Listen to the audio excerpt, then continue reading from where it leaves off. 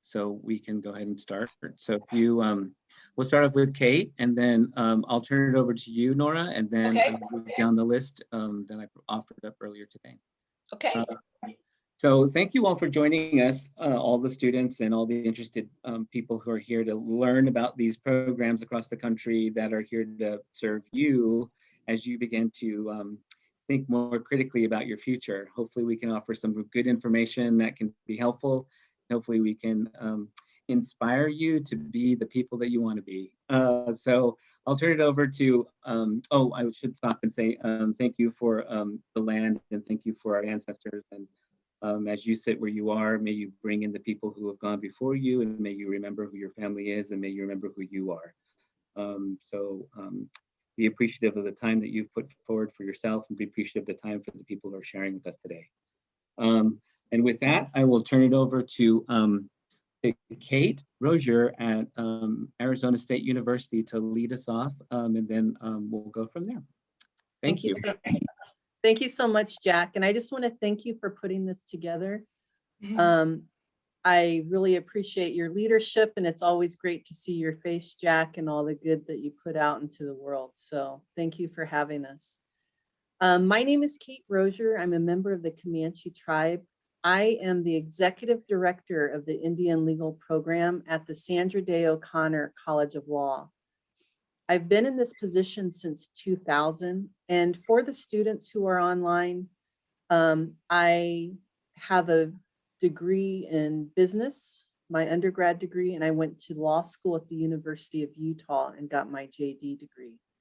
In my position at ASU, I try to help students get to law school and be as successful as they can be. For those of you who aren't familiar with the law, Native Americans are probably the most impacted by the law, but the least represented. And so one of the things that we do here at ASU, and that I'm going to talk about today, just to get you guys all thinking about this, is we have partnered with law schools at Berkeley and also Michigan State University to create what we call the Native American Pipeline to Law program. And in that program, we started it several years ago because we realized students do not have the connections with their pre-law advisors, or that they're not talking to pre-law advisors, or they're still getting told that they're not smart enough to go to law school, or law school's out of reach for them. And so what we want to do is create a comfortable situation where they can learn everything about law school, how to apply to law school, timelines to apply to law school, how to approach the law school admission test, the LSAT, things that they need to think about before they even start applying. Also, we try to take the recruitment out of this program. So if Jack came to me as a student, I would take off my ASU hat and treat him more like a nephew and help give him the tools he needs to make the decisions that's right for him. As much as I hope to have all the students come to ASU, I know that students need to pursue other schools for different reasons. And we just want to make sure that they have all that information so they can make the best decisions for them to be successful. So we do this every summer. This summer it will be virtual. And so it'll be 2 to 3 days at the same time every week. And you'll hear everything again from our group of presenters. We'll have a mock class. We'll talk about what the LSAT means, what the GPA means, how to pick schools, what the timing should be. And so I just really encourage you, if you have any interest in law, to sign up for that. And I'm going to drop our website into the chat. The link is not yet live to sign up for this event, but if you know of somebody who might be a great law student, send them our way, because what we found throughout our studies is that most law students go to law school, native law students go to law school because somebody told them that they might make a good lawyer. Somebody encouraged them, hey, you're a great speaker, or you're so smart, you should go to law school. And those contacts will make the biggest difference. So whether you are in dance or in education or Indian studies, all of those degrees you can go to law school with. We've had artists, we've had teachers, we've had engineers, we've had math majors. So any bachelor's degree can come to law school. The key for all of you who are listening is to have the highest GPA you can, because they're going to look at your cumulative undergrad GPA. So again, I'm going to have to leave a little bit early. And so I will leave my contact information in the chat for you, along with the application for this program. But one thing else I want to add that I forgot to mention is that this is a grant funded program, and we actually have money to help our Native students take the LSAT exam. Wow. So the LSAT can range anywhere from $500, these prep courses to prepare for the LSAT exam, anywhere from $500 to $5,000, depending on what you want. And we have money to help students take these prep classes so that they can be the most prepared as possible. So reach out anytime. Again, I can wear my ASU hat, I can take it off, but we just need more students in law school, and we want to help you get there.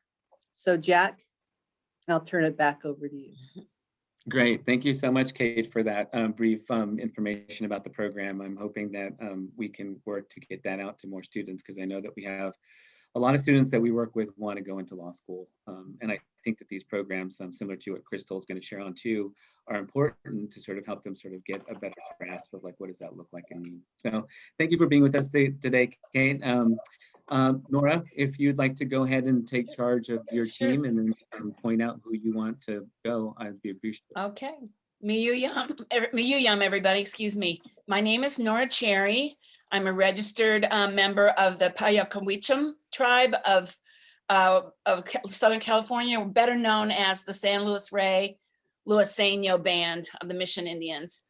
I'm coordinator here at Arizona State University in the Herberger Institute for Design and the Arts, and I do recruitment and admissions. And I work specifically with the School of Music, Dance, and Theater. We're a huge creative consortium of 5 schools: School of Art, School of Arts, Media and Engineering, School of Music, Dance, and Theater, the Design School, and our Sidney Poitier New American Film School. But today I just have colleagues with the School of Theater and Dance, and then I'm going to say a little bit about the School of Music. So, and before I do turn that over, I just want to reach out and let the students know that we have a very extensive support program for our Indigenous and Native American students, our Office of American Indian Initiatives, and our Office of American Indian Student Services Support Systems. We really try to do everything we can to make sure that you are a success, both of our undergrad and our grads. And so I'm going to turn it over real quickly to Becky Dyer, and I'll let her introduce herself and all of that, and then she can go over to Bill and Karen Jean. Thanks, Becky. Hi, everyone. I oversee the graduate dance programs. We have 2 graduate degrees and a certificate. And then I'm also the person over dance certification for undergraduates and graduates who want to certify to be teachers in the K through 12 schools in Arizona. So there's a really great opportunity if you're interested in teaching and bringing your love of teaching together with art making and performance and working with lots of people in different contexts and communities. So I want to give you my email address if you're interested in talking about any of our programs or what some of the possibilities are. And I'm also going to give you the link to the 3 graduate degrees that we have available in dance. We have a MFA in dance, which is a 3-year program currently, a 60 credit hour degree, where you can really decide what your most interested in doing and find the support within the School of Music, Dance, and Theater and across the university to just engage in really interesting art making and research and teaching and community work. So we have a really amazing graduate pool, diverse group of students. Some are interested in choreography, some in teaching, some want to prepare other teachers to teach. Some of them want to do art making and social justice work in different communities, but through the medium of dance and art. So we have that, the dance MFA. Then we also have another MFA that has an emphasis in interdisciplinary digital media and performance. And basically, it's still a 60 credit hour, but 18 of those hours are gained in the School of Arts, Media, and Engineering.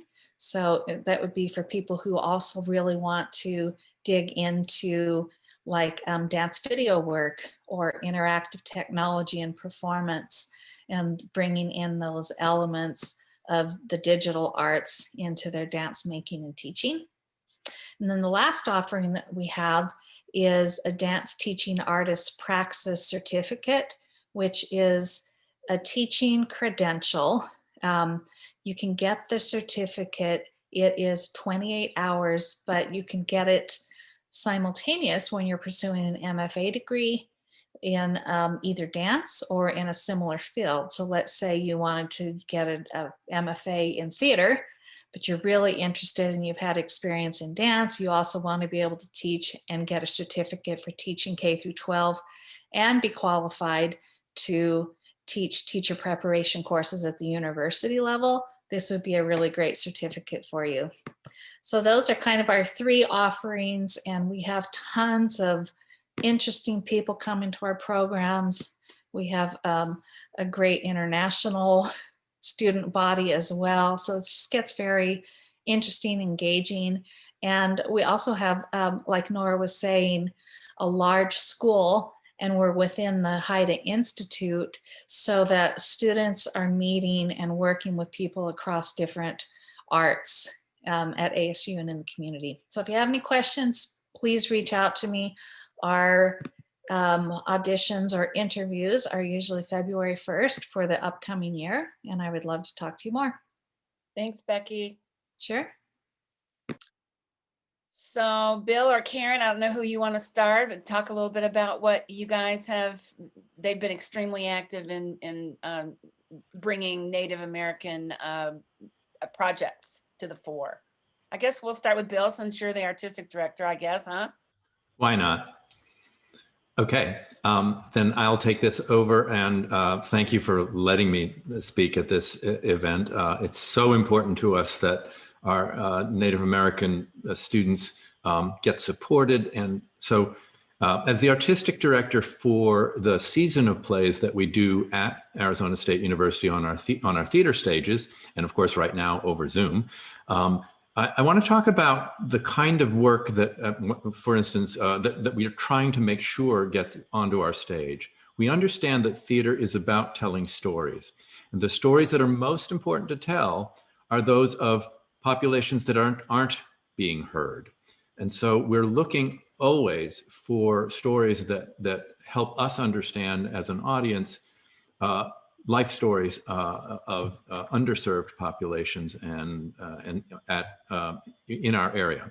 So I want to talk about Esther Almazan, who is a Yaqui and was an MFA student actually a PhD student in our Theater for Youth program, and worked actually as a playwright as well.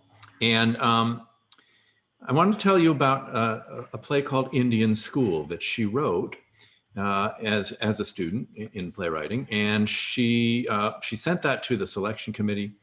We read it and understood that it was a really important story for us to hear, particularly in Arizona, not least among states that had an entire system of Indian schools.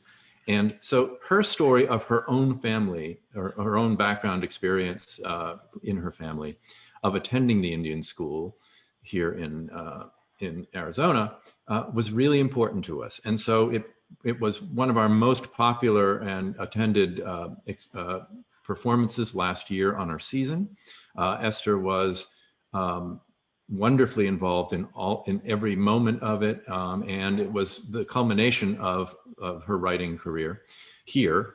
I will also say that based upon the work that she's done here, that play is getting read in the professional world right now, and it allowed her also to apply for a Fulbright fellowship. So we want to say that on our season, on our main stage, we want to be presenting these stories. So we're also right now looking at a play called Off the Rails by Randy Reinholz, who is Choctaw and the founder of Native Voices at the Autry. And this play is a treatment of Measure for Measure by William Shakespeare, set in a Western saloon and dealing also with issues of the Indian school situations. So we're looking at trying to make sure that the work of our students gets onto our stages, and particularly stories that need to be told. And I have just one more thing to talk about, which is an undergraduate student from several years ago, whose name is Blossom Johnson. And Blossom, as an undergraduate, took a directing class from me just before her graduation. She is Diné. And she directed a piece and told me, as she was working with us on this play, on the play that she was directing, she said, I want to start a theater on the reservation. Well, once she graduated from ASU, she actually started teaching at the Diné Youth Organization on the Navajo Reservation. And her teaching in that program led her to become a member of the White House Tribal Youth Gathering in Washington, D.C., and that led her to a meeting with Michelle Obama, and that led her to becoming a panelist, one of 4, in a discussion with President Obama about Native American issues. She then applied to Columbia to become a dramaturg and was accepted to graduate school and has received her MFA from Columbia University in New York City as now an MFA in dramaturgy. So I just want to say that there are many opportunities at ASU. There's a strong commitment here to diversity in all of its forms, and very strong, as you will see, members of this panel that are supporting the work of Native American students. Go ahead, Karen Jean, I've taken my time. Thank you, Bill. Karen Jean. Hi, everybody. Thank you so much for giving me the chance to speak here. And I'm going to try to be brief and just echo what has already been said, that at ASU, you know, in our charter, we talk about inclusion and the importance of inclusion. And we actually have that etched in stone as you walk into our campus, and we mean it, right? And I think the evidence of that commitment is in the way we are trying to bring more voices to our stages, as Bill talked about.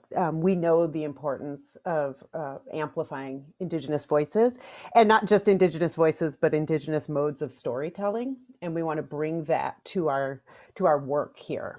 And so I work in dramaturgy, which Bill mentioned already. That means I work sort of in advocacy and engagement around the stories that we tell. So I got to dramaturg Indian School, which Bill mentioned, with Esther Almazan. And with that, I got to arrange a trip to the Institute of American Indian Arts in Santa Fe to help with the development and to have some wonderful conversations with their students there. And we hope to continue that sort of work. We also did, my co-dramaturg and I did a lot of research around Indian school stories and found different ways to share that with our audiences. And so we tried to make a really robust experience for the audience to engage with these issues and to really feel the way that these issues continue to impact us as a nation today. As part of my work at ASU, I work with both the Dramatic Writers program, so where Esther got her MFA. So that part is about cultivating these voices and helping to raise them up. And then I also work in the PhD faculty for Theater and Performance of the Americas.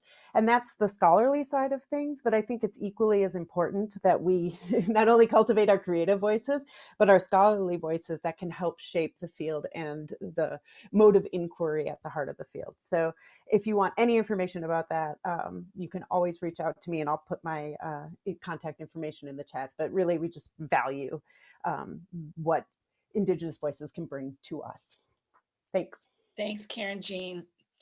And then real briefly, I'm going to just say a few words about the School of Music. We do have a handful of Indigenous students pursuing a degree in music. And we have a new popular music degree. So we're really looking for students who want to bring some of the traditional drums and song and music and merge it and create in a new way. So that's a very popular degree that we have at the moment. So just want to thank everybody, and I'll put some information in the chat as we continue. So I'm going to give up the floor. Thank you, Jack, for this opportunity. Great, thank you. It's always so exciting to hear some of the work that's happening, and the story about Blossom. You know, I have had a chance to meet her briefly, and see her. So that's kind of fun to know that little pathway. That's also pretty cool. So to that, I'll turn it over to Crystal Lepshire up here in lovely, warm Wisconsin. Hello, everybody. My name is Crystal Lepshire. I am going to share my screen because I created a PowerPoint because I am a visual kind of person. So I'd like to share that with you. Just a moment.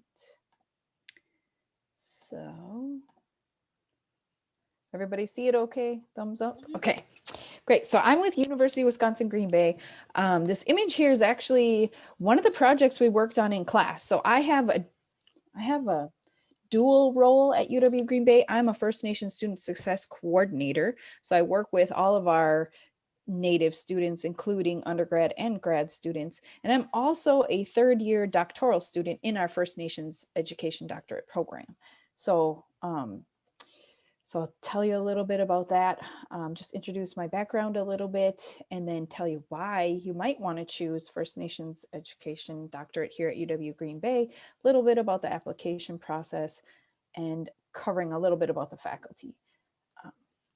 All right, so I am actually enrolled Little Shell, which is a tribe out of Montana. We recently received our federal recognition.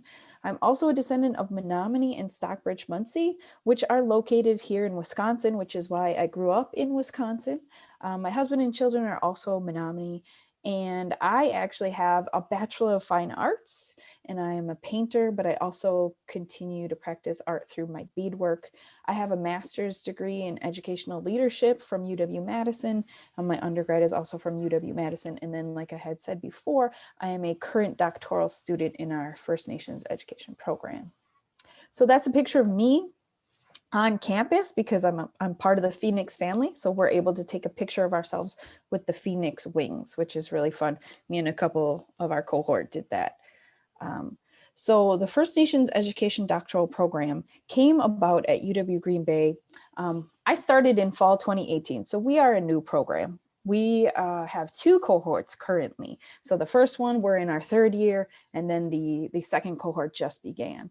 How it was formed is really interesting because the faculty, the current faculty in First Nations Studies, went around to the tribal communities and talked to elders and talked to the community to ask, if we were to do a doctoral program, what do you want to see? And they specifically chose the educational doctorate because of the praxis part of it. And so they heard from the elders in the community that what was needed were people who had academic background, but ties to the community that could help in all the areas in the community. So that's how they built the program. We had an article that was written about our cohort. Our basics are the 4 R's. So that's this picture you see here: relationships, respect, responsibility, and reciprocity. Those are vital to our program, and everything, all the syllabi includes this message about how we approach learning and teaching. So I think that's a really interesting aspect. We also utilize our connections to our community and our connections to our traditional teachings when we're approaching our academic work. So it's very praxis based, and then based in our knowledge as Indigenous peoples. So this program may be for you if your goal is to connect your First Nations background with your education, really tie them in together. If you have an interest in earning an educational doctorate, which of course is very different from a PhD or other doctoral programs, you seek to collaborate with your community. Your ideal timeline is 4 years because they built it so that we move in cohorts, and it would take about 4 years for us to complete the program. So they did say if we get to that point and we need a little extra time, we can take that. But I know my goal is to finish in 4 years. So, and then of course it is a cohort model. So we all move together, and that has been vital to my success. I've made connections to many of the people in my cohort, and it just keeps us going by being able to touch base with each other and kind of check in. So admissions requirements include an electronic application. Typically, you must have an earned master's degree. However, they do make exceptions if you have over 4 years of experience working with an oral scholar or knowledge keeper in your community. So that's a case-by-case basis. But generally, if you have a master's degree, you're eligible to apply. And then of course, there's an application fee. I'm sure there are waivers for that. You can contact me for those types of questions. It requires those 2 written statements, which is a personal statement of intent and a statement of scholarly interests. You must also submit your official transcripts, your resume, and then 3 people who will send in reference letters for you. Then you also, for the 3rd step, have to do an in-person interview and an in-person essay. Now, of course, we have this new cohort that just started, so it wasn't necessarily in person, right? Because we're in a pandemic, so there was all kinds of stuff that they had to take into consideration. But if we ever get back to the normal state of things, you'll be going in person depending on how far away you are. The other interesting thing about our cohort is that the model was set up so that we have courses on the weekends. So they are not during the week. So you can hold a full-time position and still be working towards your degree, which is very interesting model, and able to have a family and a full-time job is really great. Just some highlights of their course offerings. Ancestral Ways of Leadership was a course that I was just really connected to. They bring in oral scholars from the community to kind of help teach those courses. Generational Healing was another one of those courses. So this picture you see in the middle is actually a noted elder who works with medicines, and he was teaching us, and we were doing hands-on learning there. So we were actually processing some bark to make some tea, and he was telling us about the values of that plant. So and then on the left there you see a community project that we did in the course, where we worked with a local Boys and Girls Club, and we created a mural based on their design choices. And then the picture on the right is just the cohort, and we were required to attend a social justice conference. And so that's a picture of us being really excited, being active. Applications for fall 2022 cohort opens next fall. So you have to keep an eye out for those deadlines. This is a picture of our current cohort, or the first cohort, I should say, because now there are 2. And then just a little bit about our faculty. So we have Dr. Lisa Poupart, who is Flambeau, which is a tribe in Wisconsin. She's the chair of the First Nation Studies community. Dr. J.P. Leary, who's Cherokee Delaware. He is faculty. Dr. Carol Cornelius, she is Oneida, and she is one of our oral scholars that teaches a lot of courses. And then Napus, or Dave Turney, he's Menominee, and he is from the community and teaches courses.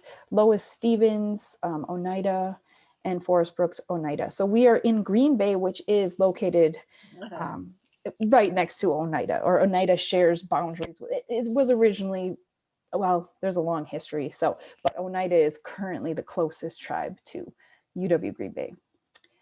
And that is all. That's my contact information, which I will share in the chat. I don't know if we have time for questions, but here is also a link in the chat for our program's website, so you can look at more information. So that's all I have to share. All right. Well, thank you very much, Crystal. We'll come back to questions in a minute. If you do have questions and you want to insert them into the chat, that'll be helpful for us when we come back and sort of just around robining with the presenters.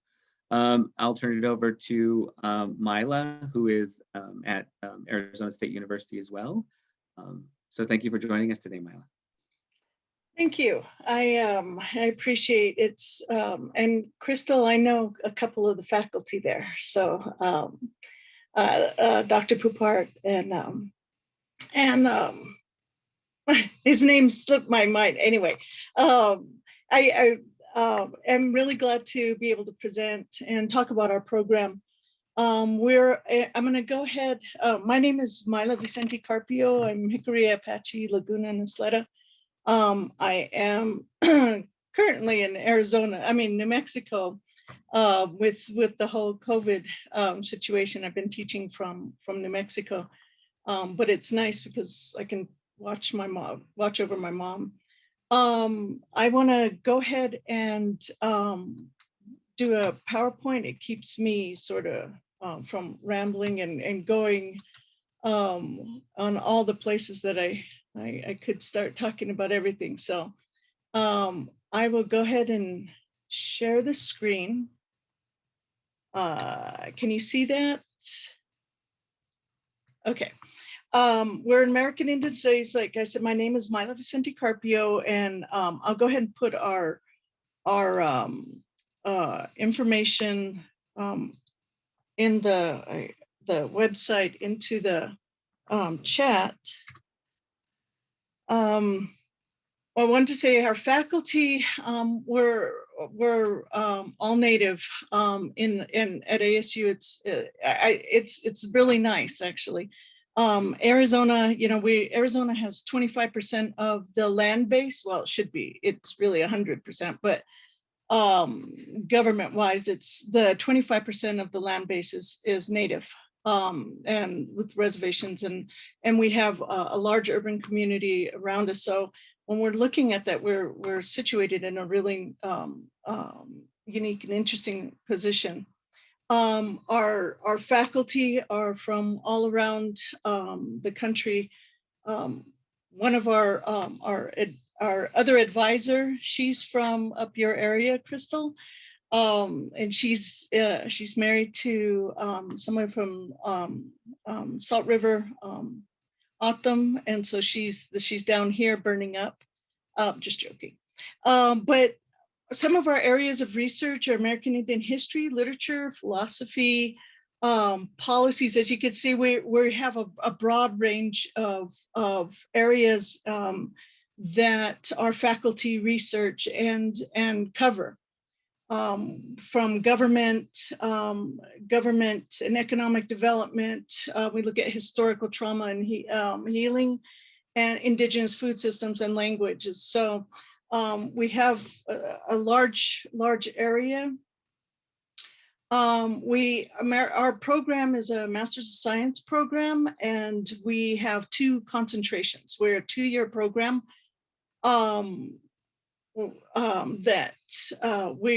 One is tribal leadership and governance, and the other is indigenous rights and social justice. And you can see sort of that difference. They both cover the areas of language, culture, arts and stuff, but they differ a little bit. Where tribal leadership and governance looks a little more at government, private, and non-profit agencies.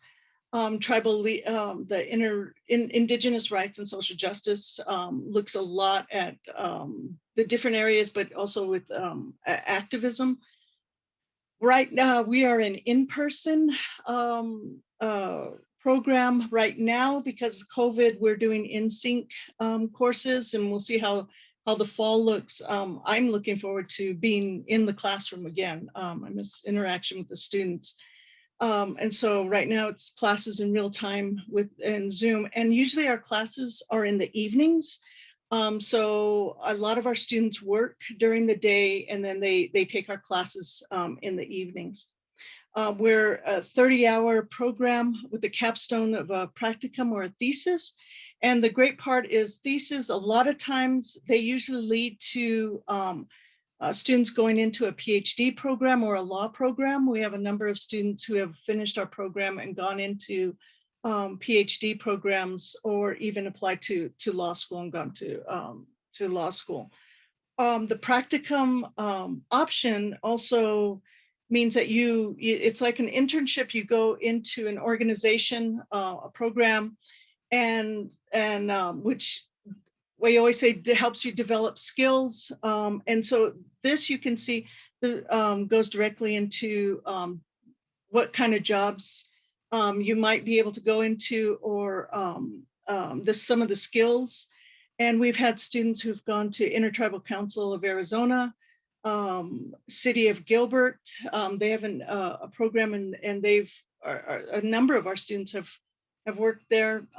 Heard Museum, and even a nonprofit domestic violence shelter program that they've worked in. So this is just a sampling of what, and you can kind of see where what you can do with our degree is broad ranging. We also have a concurrent degree with the Masters of Public Administration, which is, I think, a great deal, because it shares 12 hours. So it means that you can get both degrees in 60 hours as opposed to 72 hours. And so the way to do that is you apply both to our Tribal Leadership and Governance concentration and the MPA program. And we've had a number of students that have gone through that and are really have worked well. It's worked well with them because they've also gone into administration in their own community or other programs. So another aspect is that we are part of the Western Regional Graduate Program with WICHE. And if you're from some of the participating states, Alaska, Arizona, you can see here that you pay in-state tuition as opposed to out-of-state tuition, which is really a great deal. And so if you have any more information, that there's the website on it, and the website I also gave you in the link has all this information. We have a rolling deadline. So for both fall and spring. So we have fall and spring admission. We do recommend that you apply and are admitted by November 1st and March 1st. That allows us to consider you for graduate college fellowships or other awards. It also is important in terms of tribal scholarships and all kinds of funding opportunities. And when I say that you should be admitted by, it also means that you should apply not March 1st, but before that, because you apply to ASU graduate college. And then when you're admitted there, they send your application to us, and then we evaluate it. So remember that you need to give it at least, and you also need to give some letter writers a little bit of time to write your letters of recommendation. And here's some our curriculum vitae, the personal statement writing sample, transcripts, and everybody's been putting in where to apply, at least with ASU. And so here's one place with looking at the graduate program. If you have any questions, there's a number of ways to get a hold of us. There's AIS Grad Advising. It sends it right to both me, the graduate director, and the advisor. And we're happy to answer any questions. We can set up an appointment, even talk through Zoom. We've done that quite a few times. Our office is 96, oh, that's wrong. It should be 965-3634. And then both me and Jenica, our emails, Vicente@ASU. Boy, I must really be losing it today. ASU.edu, and Jenica is also our advisor. And so I just wanted to And I tell students, you better double check your slides. And what did I do? Anyway, so I just want to, I'm so glad to be able to present. When you look at Native students and in grad school, there's a lot of Native undergrad students with their degrees, but when you get into graduate degrees, it's the numbers are smaller. And we always joke that to get a PhD, you join the 1% club, because there's less than 1% of Native students have PhDs or EDDs. So I encourage you all to apply to look at programs to go on to graduate school. So thank you. Thank you, Mila. And then once you get a PhD, it's kind of amazing that how many PhD students and people you know. It's like the world gets really small at that point for you. So it's true. Indians are 6 degrees of separate. They say 6 degrees in separation. Indians are only 1 degree. And academia, it's the same way. As I had said to Crystal, I know 2 of the faculty there. So yeah, it's so true. Thank you, Mila. I'm so glad thank you're able you. to join. And next up is John Aslian with Harvard University. Thank you. Thank you so much. Really appreciate hearing all the different programs. I think this cohort, humanities, Native studies is so open-ended. It's nice to hear so many different types of programs. I'm just going to share the screen with a few slides. Let's see. And you should be able to see those. Is that correct? Okay. So I'm from Harvard University's Graduate School of Design. We refer to it as the GSD, so I'll refer to it as such.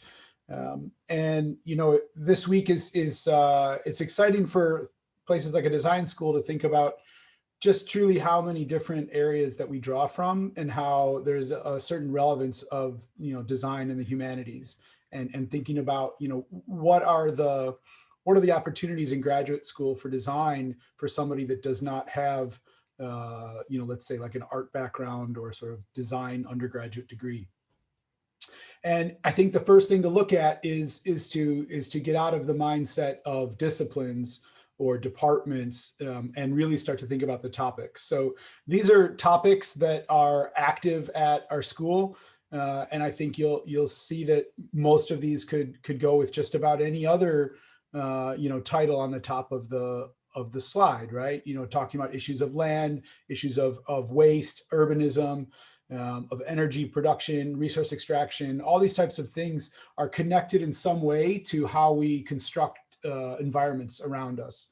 And so that's something that can be addressed both from a design perspective, sort of a intervention perspective, but also thinking about studying these topics.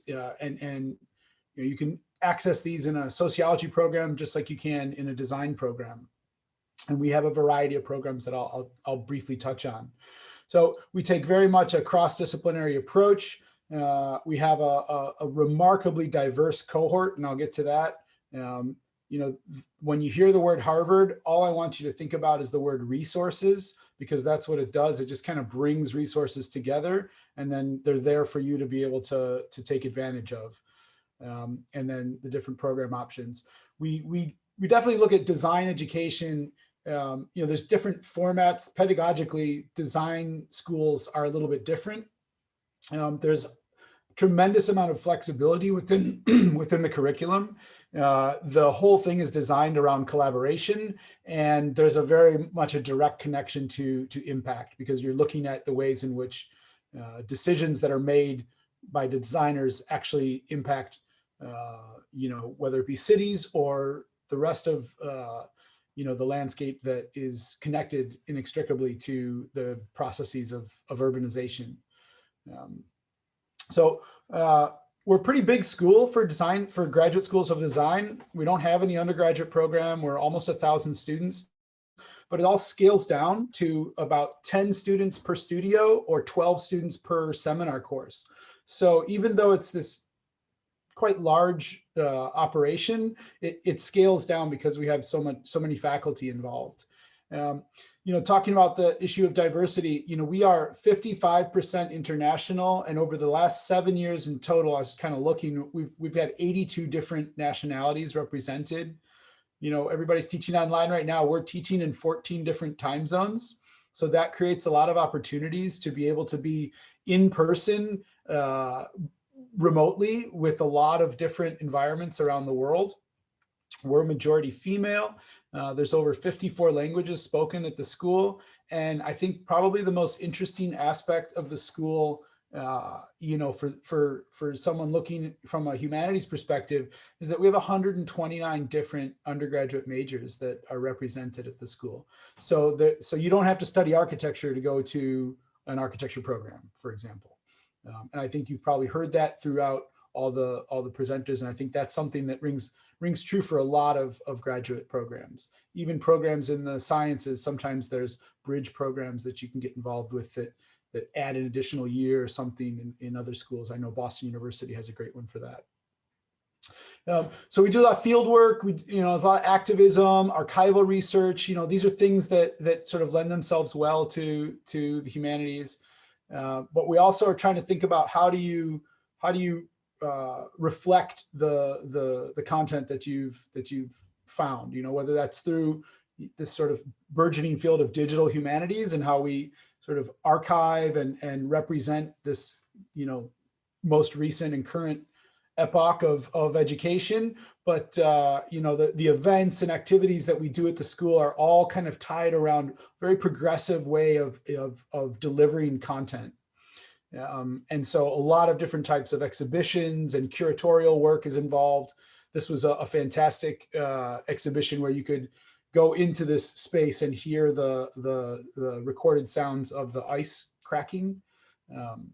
That was a whole exhibition about landscape. And you can see here from these images, just a lot of making going on, a lot of collaborative work going on, the ways in which you present work and the ways in which you receive criticism. Certainly lends itself to ideas of storytelling that you've heard from some of the other presenters. So ways to access our school, I think probably the most time sensitive, if you will, because it's happening this summer, is our design discovery program, which will be virtual this summer. And it's really just kind of looking at a sort of entry point. You don't need any background whatsoever. It's open to all ages from 18 and up. So there's nice intergenerational cohorts that are formed, really kind of looking at how these two big things that we keep hearing about in society, right? Social justice, climate change. How do those things sort of come together around the design fields, around the built environment? And then you'll do design exercises, lectures, discussions, group work. So I think in terms of like things to look at, this is a great program that can help somebody decide whether they want to go to design school, but it's also a really good standalone program for somebody who's not necessarily interested in grad school for design, but is interested in kind of understanding a different perspective on how to approach problems, how to look at them as opportunities, and how to sort of learn through doing a little bit more. And then we have our degree programs in the big professional areas, architecture, landscape architecture. I'm happy to talk about any of these later. I just would point out the Master in Design Studies is where we probably have most of the people that are looking to do things more on the research side. This is a research-based program. You pick a particular domain or like perspective of how you want to look at the topics that I mentioned earlier. So are you looking at it from a ecological perspective, from a systems perspective? Are you looking at it through the mediums in which things are delivered? Are you looking at the stories that are told, or are you looking at who's telling the stories and whose stories are? And we heard earlier, the narratives of underrepresented populations is essential to sort of getting past kind of some of these sticky points in society. I won't go into the resources too much, but there's virtually unlimited resources at your fingertips, and you have to, use people like myself that are involved with the administration as sort of guides to help you through connecting the dots. We do a lot of public programs. It's quite an institution in terms of the events that we hold.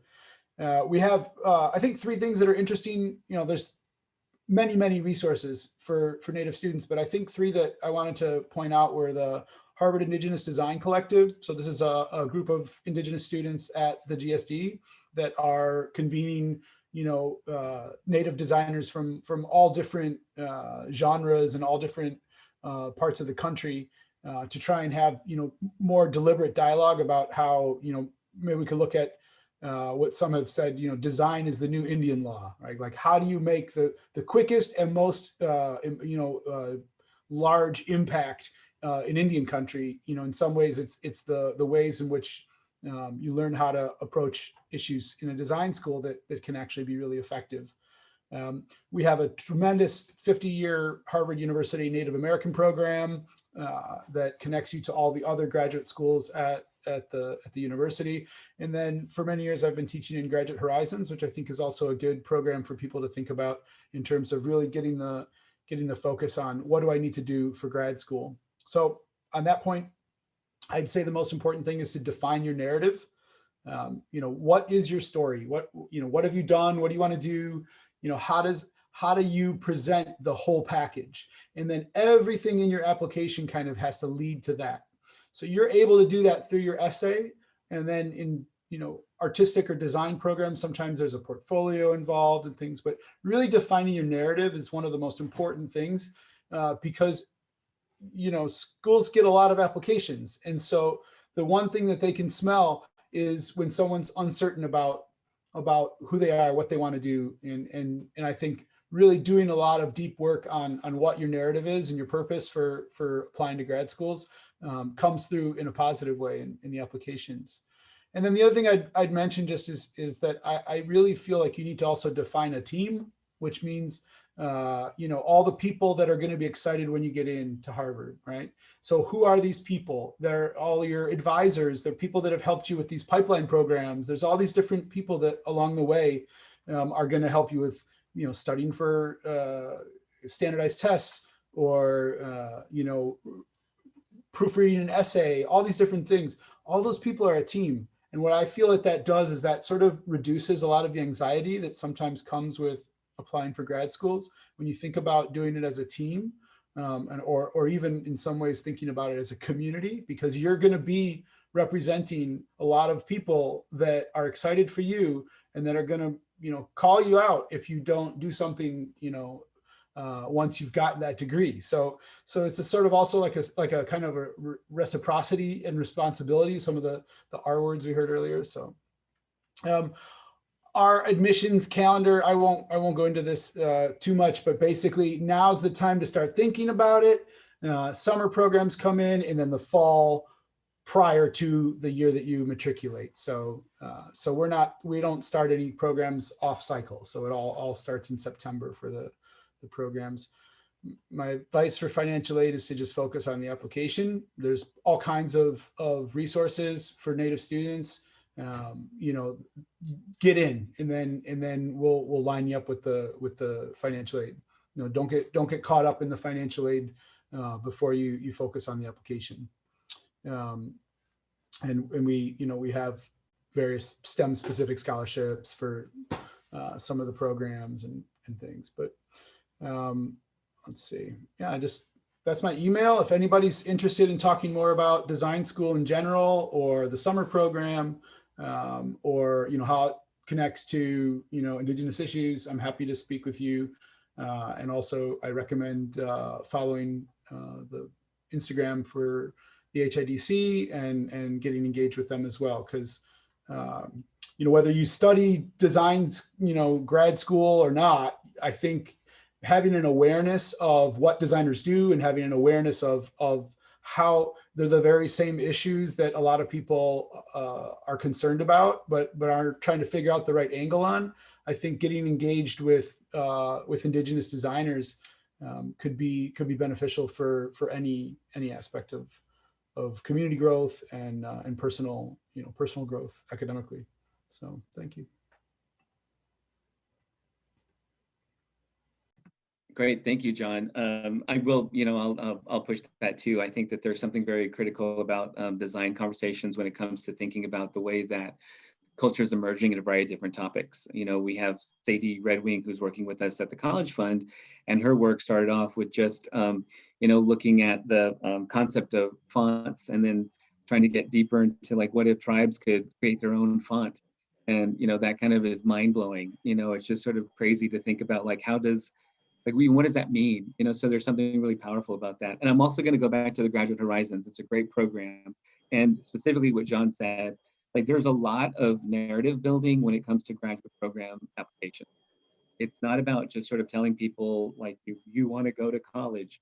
Here's now it's like, you want to be a change agent, but now you have to get real critical about like, what does that really mean? Like, what are my interests? And it's not about like trying to win me over to get you into the school. It's basically to sort of like dig deeper into who you are, to tell me like, oh, this is what I want to do to change the world. And I really hope that you can help me do that.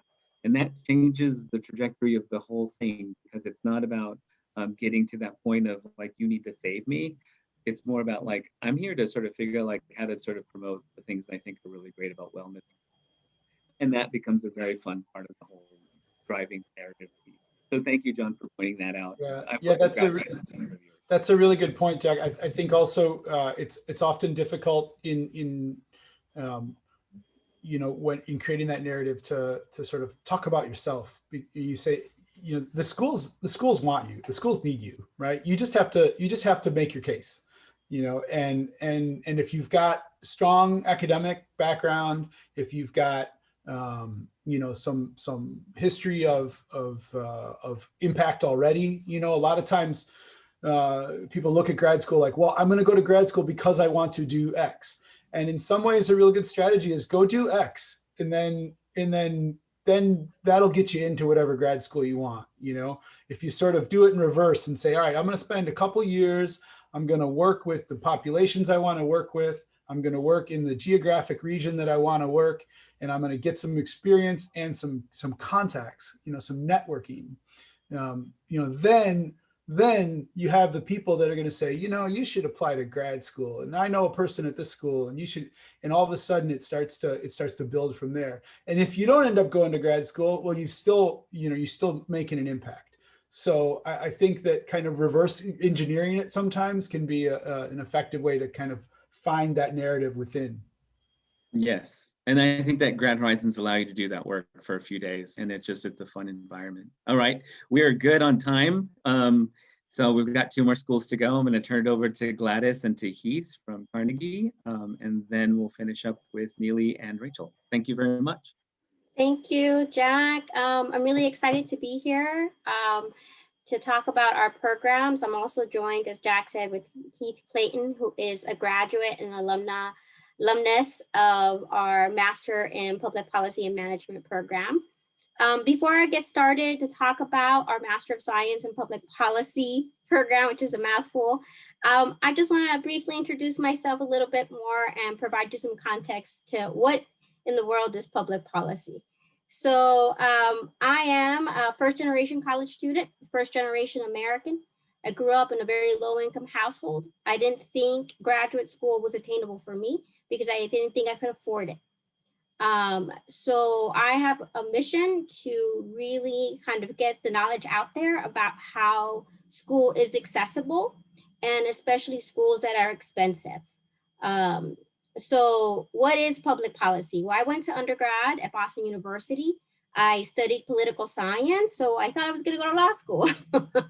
That's what a lot of political science majors do. Or I thought that I would get a PhD.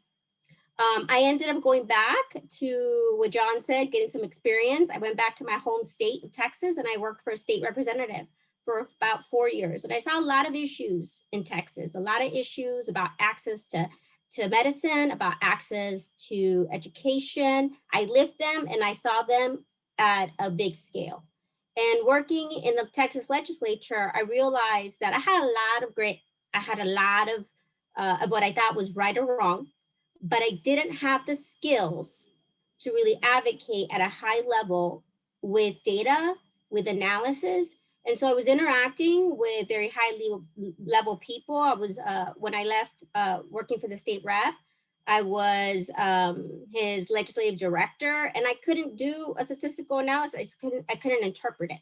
And I thought, this is a shame because I am not helping my community if I don't understand data. And that was not something I studied as an undergrad with a political science major. I took one statistics class and I didn't do good in that class, okay? So I set out to look for programs, and I was still looking for PhD programs, and I stumbled upon public policy. And that's the very first time I heard what a policy degree was.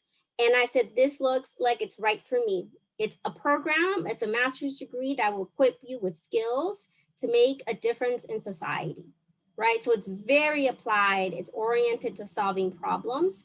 I saw Heinz College at Carnegie Mellon University. I'd never been to Pittsburgh, I'd been to Boston, I was in Texas, born in Los Angeles, been around for a while, but I was never been to Pittsburgh.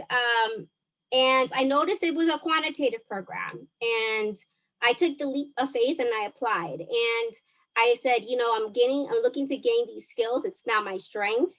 And Heinz helped me get there. And I'm going to talk about a little bit about our policy program, starting from there. So there are about 300 policy programs in the country. Public policy, public administration. How we stand out at Heinz is that we really focus on quantitative analysis, technology, and analytics. As we've seen with COVID, technology is changing our world, right? We're all working remote. If you don't have access to the internet and you're in rural America, how do you get your education? Access to a COVID vaccine, who gets it, who doesn't, a lot of predictive models about who's most at risk. Tech is changing our world, and it's critical that policy people are informed about this. And that's a big thing about what we do at Heinz College.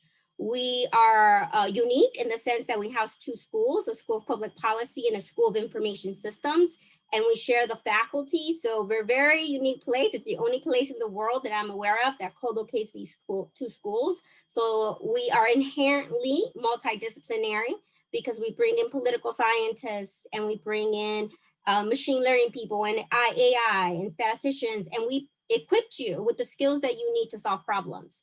Technology skills, quantitative skills, management skills, soft skills, storytelling skills. And it's very applied, it's skills oriented. You're working with clients in the classroom, solving issues in the community and across the world. So it's a very applied program. And because we do kind of tool you up to solve these problems, our students are working across sectors in nonprofit, public, private. We have multiple tracks. Heath is a graduate of our Washington, DC track, and I'm going to give him time to talk about that. And then 10 years ago, we doubled down on our technology emphasis, and we launched a data analytics track within our public policy program, which is ranked in 2016 as a top analytics program in the world. And I'm going to tell you all of this, not to scare you away, but to tell you that it's accessible. Remember, D in stats, okay? First gen student. And Heinz provided a pathway. You know, I did a summer boot camp on math skills. It got me ready. I went through the program. I was successful. I graduated. I didn't think I'd be running it, but I love it. And I worked in the private sector. Then I worked for the United Way. And there was an opportunity to lead this program, and I jumped on top of it.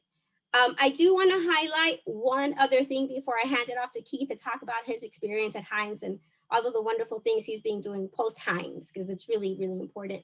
I want to talk about an amazing fellowship program I sit on the board of, and I also run for the Heinz College. It's called the Public Policy and International Affairs Program. It's essentially an academic, rigorous fellowship for undergraduate students who are rising seniors. And there are 5 schools who participate: Carnegie Mellon, Berkeley, Princeton, Michigan, and Minnesota. And you take coursework. You take coursework that you need to get into grad school: econ, stats, policy communication courses. We get you ready. We get you ready to be attractive to the nation's top programs. Not only that, we provide funding, so it's 100% free to attend this program.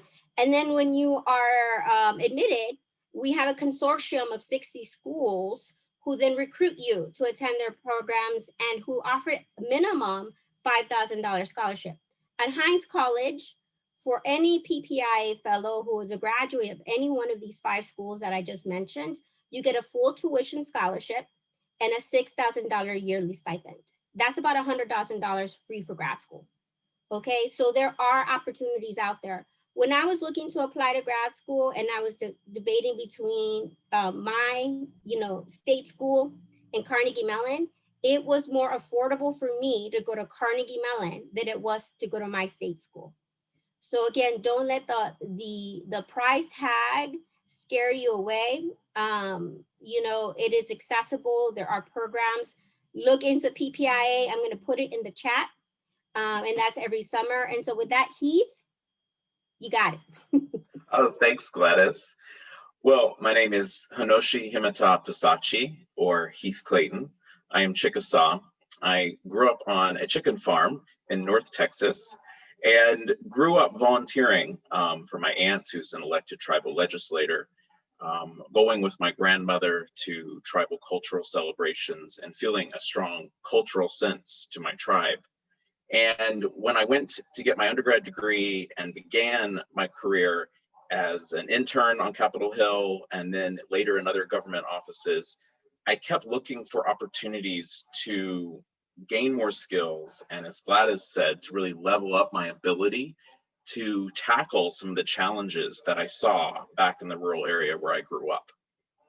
Carnegie Mellon crossed my radar because they have a long history of Chickasaws attending and of artists attending. It's made me really happy hearing about all these arts and design programs because I actually was a pretty active child actor growing up at the nudging of my parents. And I first heard of Carnegie Mellon in the Hines School because a fellow Native American storyteller from my tribe named Teyana was the first Chickasaw to attend the Hines College. I was actually the third Chickasaw to attend the Hines College. And it was that narrative, that story that had been passed down through friends and family that first put the college on my radar. So I applied. In my letter of intent, my opening statement, I talked about my experience growing up, my work volunteering for my tribe, the work I'd started to do in DC, and how I really thought a degree in policy analysis and public policy would help me do a better job working with the Bureau of Indian Affairs, working with the National Congress of American Indians, working in policy to advance issues I was passionate about. I did my first year in Pittsburgh, which was a bit of a culture shock, as Gladys said. Pittsburgh was awfully cold for this Texas boy, but I made it through just fine. And then the second year, did a program at Washington, DC full time. In that second year, I worked for Deloitte Consulting. During taking classes, my classes were at night and on Fridays, and I worked at Deloitte Monday through Thursday, and immediately was able to start volunteering to bring my energies to my Deloitte job. I started a Native American recruitment program at Deloitte. I was able to connect and work on some pro bono projects on Native policy while I was at Deloitte. And I realized that this degree was the perfect bridge for me to help Native Americans from the platform of a corporate role. So fast forward, I spent 10 years at Deloitte, and I was able to work on a lot of community development programs focused on Native American employment, was able to create more Native American hiring pathways to the corporate world, and really found my bearings and found the confidence to continue telling a different type of story with the education I received from Hines. So Gladys, I'll kick it back over to you. Thanks for letting me share my story. Thank you so much, Heath. I do want to mention one thing, which is we do have a strategic partnership with the College Fund where we offer a minimum scholarship of $7,000 to any student admitted to any of our 8 master's programs. I only talked about policy, but we also have master's program in arts management, healthcare management, info systems, info security, entertainment industry. Heath spent 1 year, Pittsburgh 1 year, DC, we have 1 year, Pittsburgh 1 year, Los Angeles, working for film studios. So lots of different programs under our roof. We all speak the same techie quant language. That's what binds us together. But in addition to that minimum scholarship, you would also be assessed like any other student automatically for merit-based awards. There is no fee to apply to any of our master's programs ever. It's 100% free to apply. The deadline, if you are a senior in undergrad, the deadline has passed, but I put David Eber's email in the chat. He's a director of admissions. He can work with you one-on-one if you're interested, if you're a senior looking for graduate school. We waived the GRE this year, so that's one less thing to check because of COVID. But as others mentioned, it is what we look for would be essentially a good application, a good essay. If you are an undergrad right now, take that stats class and maybe twice, and then take an econ class that'll help you get ready for graduate school. Do some internships, be involved. And you know, if you have a passion to make a change, there are a lot of schools here on this panel where there are so many avenues for you to explore your interest. Great, thank you. Thank you for mentioning that connection too. That's very nice to remember. I often forget about that because we work, I mean, I work so closely with the scholarships, I just sort of see them as dollars, and I forget like how they're connected to a lot of other, to many of our partners. So thank you for acknowledging that. Okay, well, I'll turn it over. Thanks, Heath. You know, I'm going to pull out another thing that Heath does because I think this is pretty amazing. He is the lead on building a better capacity for LGBTQ A+2S community members to get into STEM. And I think that in addition to his work, I think it is a huge accomplishment to sort of figure out like, how do you serve the community in a completely different way? Because I think that, you know, even within our population of Native Americans, like you think of that intersectionality, and sometimes that type of support doesn't really come to fruition in ways that we think it should. And so I think that it's really, I want to just sort of say that he also does that work.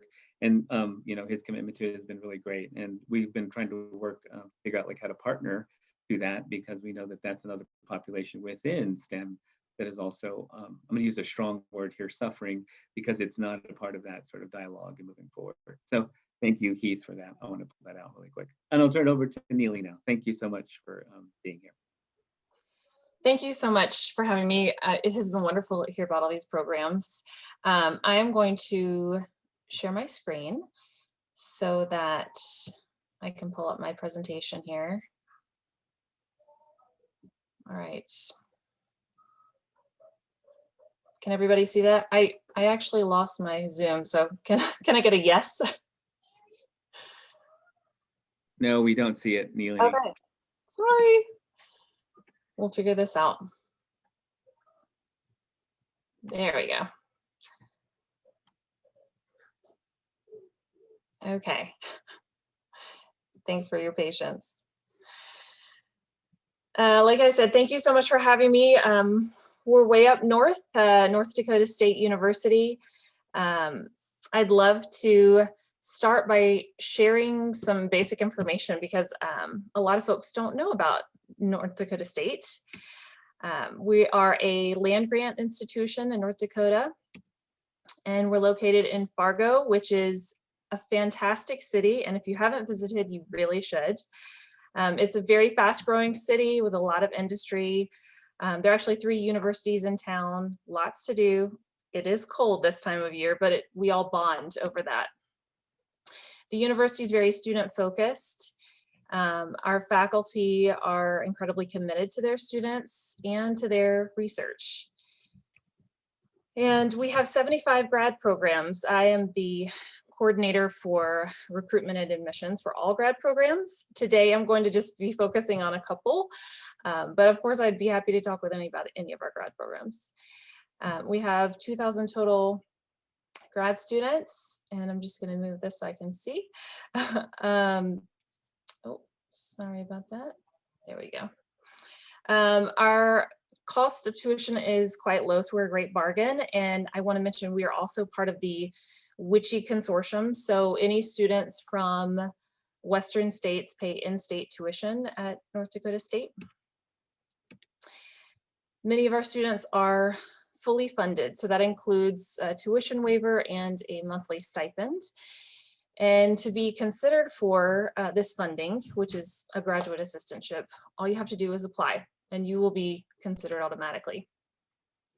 We have a wonderful Graduate Professional Skills Academy that is a program with workshops and seminars throughout the year where we really focus on the skills that you will need in your career, whether it's how to talk about your research with someone outside of your field, how to write grant proposals, just different career options that you may want to consider.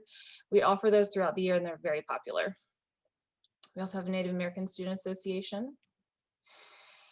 I'd like to start with how to pick your program. I'm sure that some students already know exactly what they'd like to pursue, but I talk to so many students who really get stuck at this first step.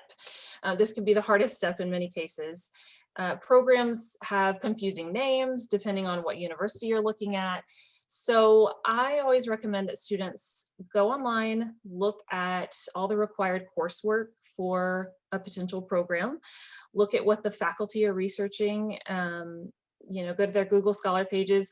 This works for any program. So we have a graduate bulletin with all of our required coursework, and I'm sure most other schools would have this online as well. That's a good way to see, is this exciting? Does this feel like a good fit for me? And that way you can sort of narrow down what programs might be a good fit. If you're at the grad fair, congratulations. That's also a great way to find out about programs. And if you know anyone who's earned your desired degree, talk to them. If you don't, you can even contact someone who is a stranger to you. Most people like to talk about themselves, and so they'd probably be happy to share with you a little bit. All of our programs have faculty graduate coordinators who are happy to speak with prospective students. And as a grad recruiter, I can say I love to talk to students about our different programs. If they really don't have a clue or they're just trying to determine which one is the best fit, I know a little bit about all of our programs, and I think that goes for probably any grad recruiter. They're happy to help.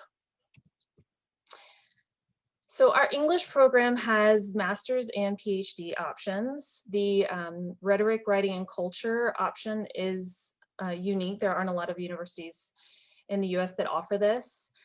We have faculty who have many different research interests, but I highlighted just a couple. Dr. Gore and Dr. Graham Bertolini, that's actually her in the picture here, who study Indigenous literature. We have a great history program that also has master's and PhD options. And I highlighted a few of the faculty in this program who study Indigenous peoples. All of these, both English and history, have funding available. And like I said, you'll be considered if you apply. The English deadline, I believe, is today, so that has passed for fall, but history has a rolling deadline, so you are absolutely welcome to apply at any time, and you could still be considered for this fall if you're interested. These are our basic application materials. I will mention that if you are attending this session or this grad fair in any of the sessions this week, please let us know and we will give you a fee waiver for our application. The test scores required are, GRE is not required for our English program. GRE is required for a history program. And both of those programs ask for an academic writing sample that you upload in the application. I love to share hacks because, again, the grad school application process is quite intimidating for anyone, and it's very confusing as well. So I just encourage you to utilize the grad school or grad program staff, depending on wherever you're applying. They typically are very friendly and really want to help. If you're trying to maybe track down a professor because you want to ask about research, or ask about course schedules, the department administrative assistant really knows all. And so that can be also a great person to chat with. Maybe she knows that that faculty member's on sabbatical, so that's why they're not responding. Current grad students, of course, will give you a great picture of what it's really like in their grad program. So if you don't know any current grad students at a university where you're applying, you can certainly ask the grad school staff or the recruiter to put you in touch with some so that you could chat with them. And your professors are such a great resource because guess what? They've all gone to grad school. And again, they probably would like to talk about their experience. So go to a professor you really liked their class and you respect them, ask them what was their grad school experience like? How did they decide which programs to apply to? And what do they wish they had known? Not only will you get some good information, but then if you ultimately ask that professor for a recommendation, then they can say truly that you have done your research and you know what you're getting into and you'll be a good fit for their program. Some universities have money to give you to travel to campus, and some universities have visit days or visit weekends. Now, I know right now that may not be as much of an option, but keep that in mind for the future when we all go back to normal, hopefully soon. I find that this subreddit grad admissions has some actually helpful tips and it seems to be a positive place. So sometimes that can be a good place to go if you're just having questions about a statement of purpose or something like that. NDSU is such a great size because we are big enough that we have a lot of resources, a huge variety of research is happening on campus. And we also have faculty, many of whom are known internationally for their scholarship. But we're small enough that you really engage closely with your faculty and your advisors. You're not just one of dozens of students in every class or lab. You really get to work with them closely. And they will provide, those connections and those recommendations for your future career, whether it's in academia, industry, nonprofits. They have connections and they can really help guide you.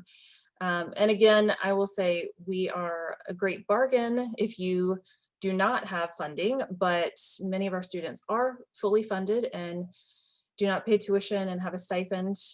And where we're located, Fargo is a very low cost of living. So that stipend will go farther than it would in a lot of US cities. I won't run through all of these resources, but I will let you know that we really care about keeping our students happy and healthy. And healthy means not just, in the classroom doing well academically, but also doing well physically, emotionally, and mentally.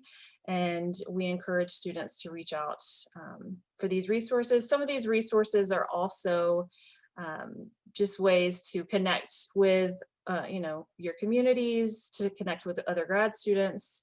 And again, with the size of NDSU, I think a lot of our grad students enjoy getting to know folks from other disciplines outside their program and learning from them. With that, I will stop and I know we'll hold questions probably to the end. This is my contact information. I'd be happy to talk with any of you if you have questions. All right. Great, thank you, Neely. We have one more presenter. She's at ASU and she has had to unfortunately join us late. So I'm going to turn it over to Rachel to share a little bit about her programming. Thanks so much for having me. Again, I apologize for coming late. I'll go through this fast. I know we only have 6 minutes left, so let me jump on here. Okay. I know that you spoke with Nora, Karen, Jean, and Bill already about our programs, but I wanted to give you a little bit of an overview in the 5 minutes we have left. I always like to begin with a land acknowledgement. ASU, Arizona is home to the 22 tribes. And Arizona, the campus is specifically located on the Akimel O'odham, Peeposh, and Hohokam tribe ancestral homelands. And this is the land that we are standing on. And we're very active in building these relationships. We're also on the borderlands. We are on the border of Mexico. And so as artists and scholars, we want to be mindful of where we are and how our work impacts this particular place. What does it mean to make work in the borderlands on Indigenous land and to be in continuous conversation with that? The Herberger Institute's mission is to position designers, artists, and scholars and educators at the center of public life and prepare them to use their creative capacities to advance culture, build community, and imaginatively address today's most pressing challenges. That is our mission. Who are we? We have 8 graduate programs in dance and theater that composes 40 graduate students. So they're very small programs. The MFA in directing has 2 students, dramatic writing has 6, MFA in dance has 15, interdisciplinary digital media has 2 every year. The PhD in performance of the Americas also brings in 1 to 2 students every year. We have an incredible faculty. I'm not going to, in the interest of time, I'm not going to go into the faculty, but you can absolutely go onto the website and read everyone's bios. A lot of them are internationally known, nationally known, doing very exciting work. So I'm just going to run through our programs really quickly. We have a Theater for Youth and Communities MFA and PhD program, which trains students to work with youth and theater. A lot of our students go on to hold tenure track jobs, form their own theater companies, work for reputable arts organizations, write scholarly papers, write books. And all of this we can send to you again, so you can get more information. Some of the deadlines have passed, but some of them are in March. So if you're interested in any of these programs, you can email me and I can put you in touch with the heads of the programs. I'm just going to go through the different options here. Why is it not advancing? Hello. Oh, there we go. Interdisciplinary digital media for dance and for performance. A lot of our designers go on to work in regional theater, some on Broadway, some working for the top digital media organizations such as Obscura Digital that designs media for the Super Bowl. So really exciting work. This is interdisciplinary digital media. I'm not going to go into detail. Concentration in dramatic writing, playwriting, screenwriting. Again, as I think Bill and Karen Jean have emphasized, we need to hear Indigenous voices. We need stories. We need your voices in the theater, as we have seen with Black Lives Matter and recently, how underrepresented some of these communities are in the professional theater, and we need to change that. And going to graduate school is a fantastic platform to continue to develop your stories. And I think, as John said from Harvard, about the need to understand your narrative and to get your narrative out there and to contribute that.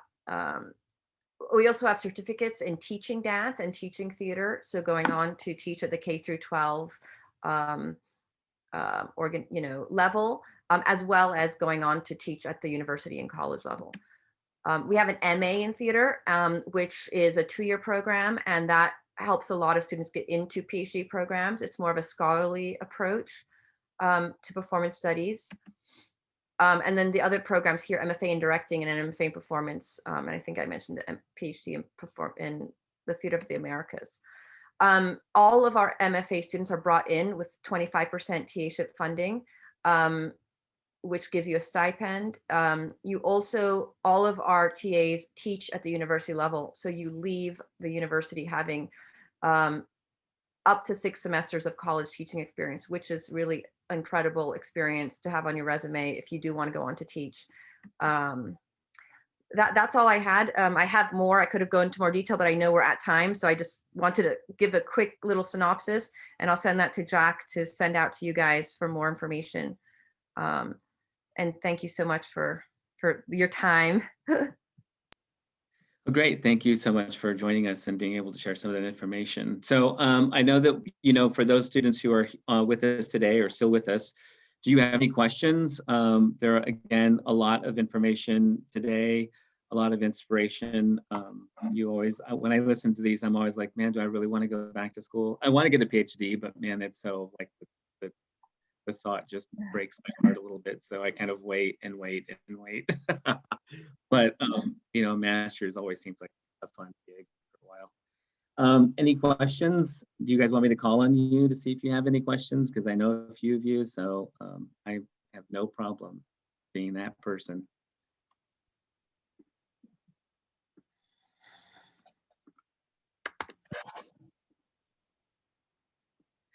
Are there any good places to look for additional scholarships? There are many places, and I think that I'm going to open up a little bit because some of these programs have special sort of structures around them. One space that I often mention is looking at yourself as a professional versus a native. So if you're going to move into one of these fields, like if you're looking to design work, start Googling scholarships design Native American, or just Google scholarships and design, or figure out like, how do you see yourself like showing up in the world after you get your degree? And then you're going to be more competitive as a Native American in a non-Native scholarship program than you are in a Native American program. That doesn't mean don't apply to funding that's set aside for Native Americans, because your narrative may be in a space where we're looking to fund that, environment or that space. Any other thoughts or things to think about, panelists? I just wanted to say to apply for everything.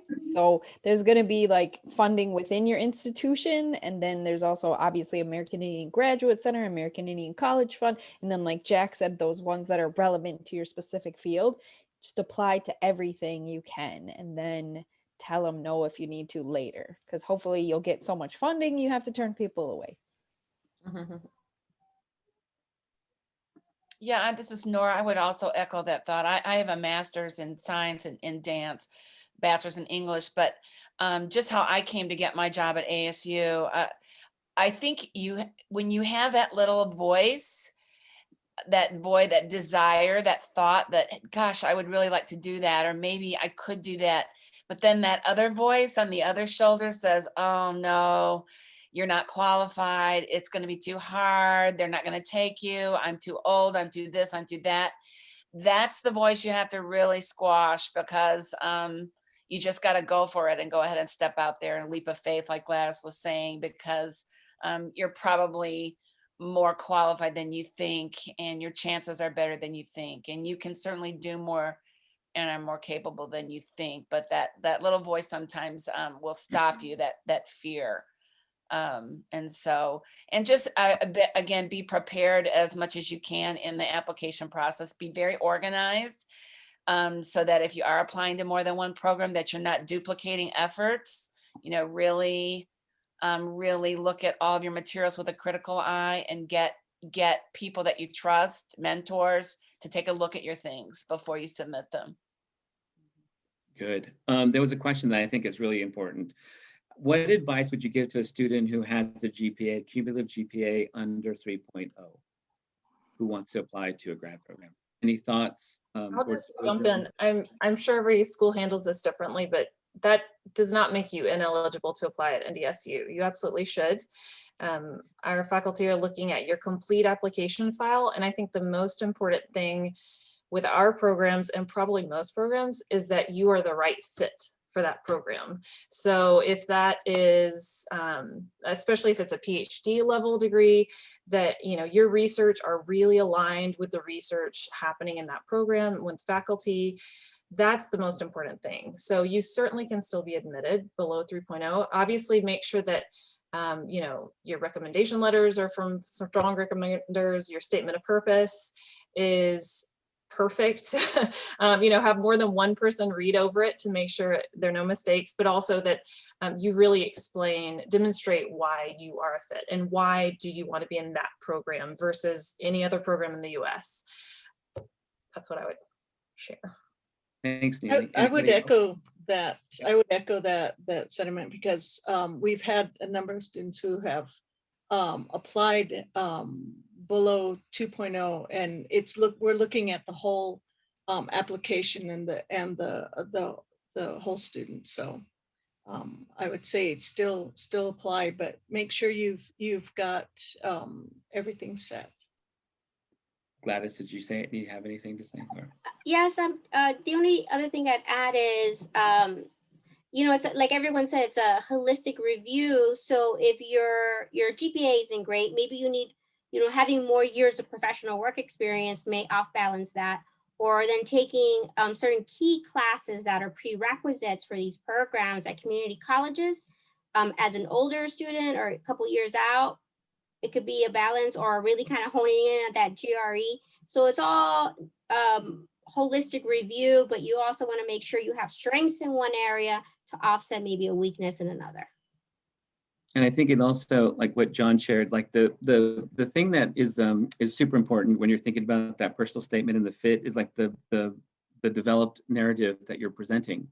You know, it's not, again, like this is not undergrad, so we're not looking for you to tell us like how horrible your life is. We're looking for you to tell us like how you, again, like want to inspire the world, how you think that the education at this institution is going to be super supportive for you to become something of a change agent, or how someone or a professor at the institution is doing some type of research that you actually want to sort of glom onto or be supportive to or dig deeper. So if you can hear the difference in that, it's a little bit more synthesizing your interest and sort of getting to the next iteration of self versus you just telling us like who you are. So I want to share that as well. I didn't see any other questions. Add Oh, one go more ahead. thing on that. Yeah, letters of recommendation and thinking about who you choose and what angle of that narrative they are contributing. You know, a GPA for someone who, you know, was taking care of siblings and was doing a bunch of extracurriculars or co-curriculars during their undergrad. You know, there's so many different things. Sometimes those things are difficult to maybe fit into that essay narrative, but someone that knows you really well, that worked with you in an academic setting, you know, may be able to add some of that information through their letter of recommendation, right? Saying, hey, this person's never going to talk about it, but you can't imagine how much this person did outside of the classroom. That's one of the reasons why she's one of the best I know, kind of thing. And so really investing the time, which is why I think it's great that we're doing this panel now, and programs typically, you know, aside from our summer, you know, kind of types of programs, you know, this is the very, very beginning of looking at the end of the year, you know, submitting an application. And sometimes you think about, be a little strategic about those relationships you have with some people that maybe you haven't spoken with in a while, and start to rekindle those and in a more mentorship kind of aspect, and think about what they can provide you in this process. And a lot of times they'll even offer, hey, you know, if you need a letter of recommendation, let me know. So really thinking about that is a very important process. Yeah, make sure that you give them enough time. That's always my request, is like, And that you I'd like- ask them first. Exactly. I'm I always do get asked a astonished. lot. I'm Yeah. always astonished. I'm like, did you ask this professor? I'm like, they're like, no. I'm like, you have to ask them. Yeah. Another thing too, I think to that, you know, and I think it's super important to build those relationships, just because you want to have people who are kind of in the world that you live in, who can talk to the people that they're kind of trying to connect to. I mean, so they know how to do that a little better. So they could be, you know, building some really substantial, you know, relationships. And that, again, it's not necessarily about like telling them like how horrible your life is. I keep going back to that scenario, but it's basically just sort of saying like, hey, I'm interested in this type of research, like who's doing what, or what kind of thing is happening in this sector, or what's going on with, you know, Gila River, and, you know, just sort of invoking dialogue that can make sense to a little bit more about like, you're demonstrating some, you know, some sort of like characteristic that could be really powerful in drafting a letter. I always think that that's super important. Yes, Rachel, go ahead. And I think jumping off of the letters of recommendation, as an undergrad, depending on where you are in your studies, building those relationships with your mentors is so important, so that then you can ask them to write you a good letter. Because to just go up to a professor who you've had for one class and doesn't know you is not going to yield a good letter. So when it says professors have office hours, go meet all your professors, talk with them, find a mentor who can really support you and who really understands your work, your project. And that is probably as critical as the classes you attend, is the mentors that you cultivate. Yes, for sure. I think that's a great advice, some great advice as well.